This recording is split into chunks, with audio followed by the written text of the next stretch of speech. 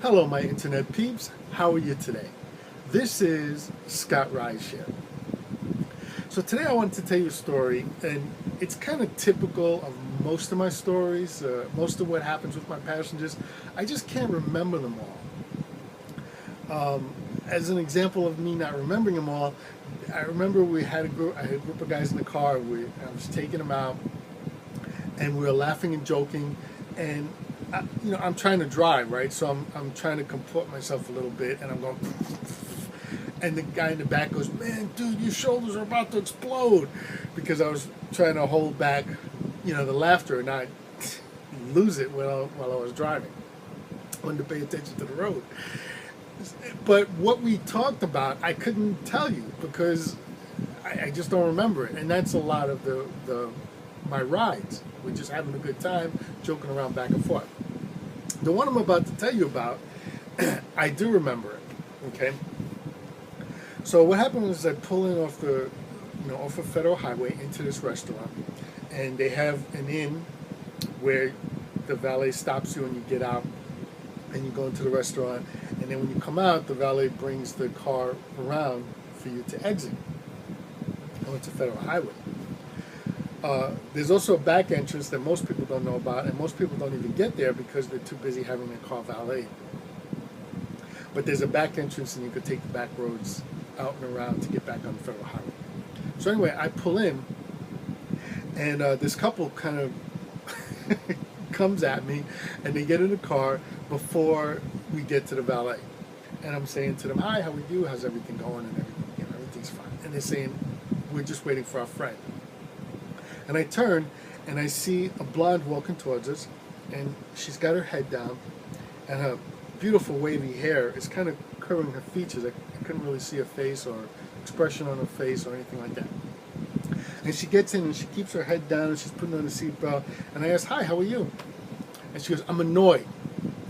I chuckled a little bit, and I looked in the rearview mirror, and the couple in the back have kind of like a uh-oh, what's going to happen now kind of thing. I guess their friend was a little unpredictable, maybe.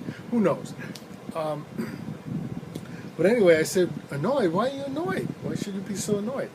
And she's like, "I'm their bodyguard." So I start chuckling even more, and I look at the rearview mirror, and the woman's eyes are kind of going like this.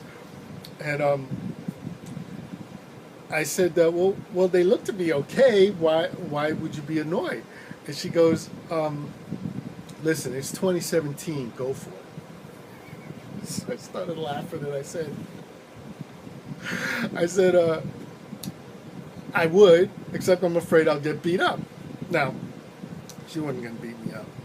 However, the whole crowd, the whole cars just started laughing, right? And at this point, her head kind of comes up, and her hair is still like covering her face, but at least now she's not staring down. She's looking up now.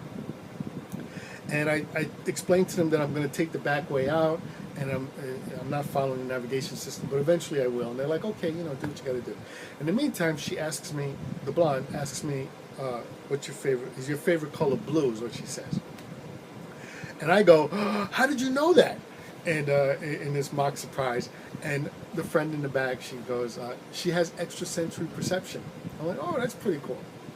And then the blonde starts asking me questions like, she's asking me questions about my mom. She's asking my mom's maiden name, what's her nationality, where's she from, and these questions were a little too personal for a bunch of strangers in the car, and I was being very evasive. I answered some, others I didn't. I didn't mention the last maiden name, but I did kind of say where she was from, that kind of thing.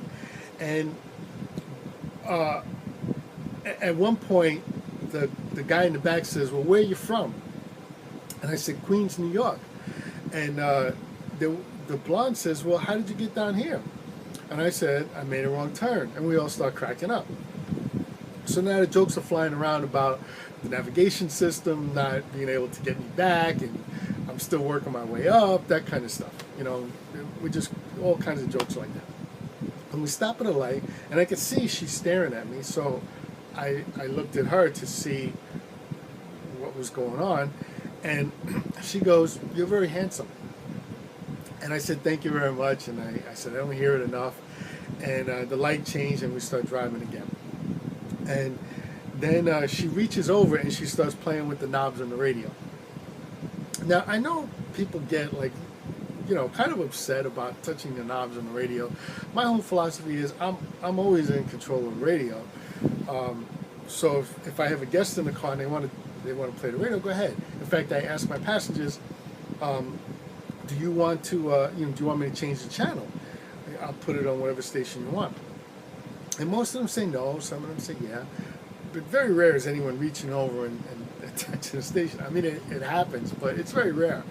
And I don't get upset about that. I mean, they're going to be out of the car in 10 minutes. What's the big deal, right?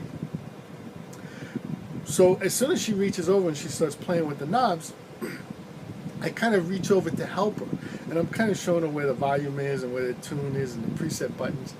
And the lady in the back must have thought I was going to get upset or something, or that I was upset, because she goes, "Are you touching that man's knobs?"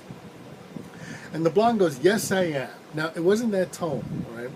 But the tone she said it in knew that I was getting the crap test.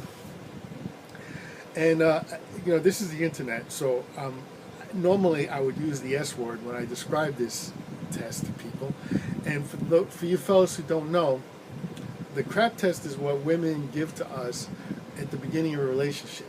And it determines the whole course of the relationship after that. They want to know, are you a man or are you a doormat? And an example would be if you go to a restaurant, you're sitting down and eating, she orders a salad, you order something like a pepper steak and onions where the meat's already cut up, and she reaches over and she jabs her fork in your plate and grabs something off your plate to eat it. That's the crap test, okay? That's one of the ways you get that crap test. Now, you don't have to be a jerk, but don't take it. You reach over and grab something off of a plate. Make it fun. Turn it into a game, some sort of thing like that. But don't just let her, reach over and grab your food without you doing something back. In either case, I could tell that this was the crap test, okay? And from the tone of her voice. So what I said was, I feel so violated, and the whole car starts cracking up.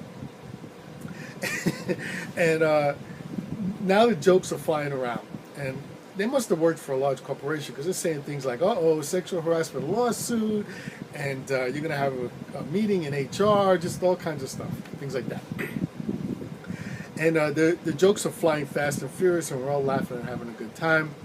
And at one point it slows down, and I said, I didn't say I didn't like it, I just said I felt violated. And of course we all start cracking up again, and the jokes start flying again. So then I reached over and I stabbed the button for the classic rock station. Now, down here in South Florida, we don't have a whole lot of great radio stations, right? There's okay radio stations, not a whole lot of variety, not a lot of great radio stations. But I suspected that with this group, classic rock was the way to go. So, I hit that button. And like the next song that comes on is Journey's Don't Stop Believing. Now picture picture Wayne's World when Bohemian Rhapsody comes on, and the whole crowd is, the heads are bopping and stuff like that. I couldn't really do that because I'm driving, but we're having a good time. We're singing along. The blonde is banging on the dashboard, and she's trying to get me to do it. I'm like, I'm driving. So anyway, we pull into their stop, kind of as the song's ending, and they go, "Oh, you're gonna get 5 stars." And I'm like, "Thank you. I'm gonna give you 5 stars too." And they're like, "Isn't this the best ride you ever had?" And I'm like, "Yes, of course it is. It's the best ride I ever had." And then they got out of the car, and we left, and that was the end of it.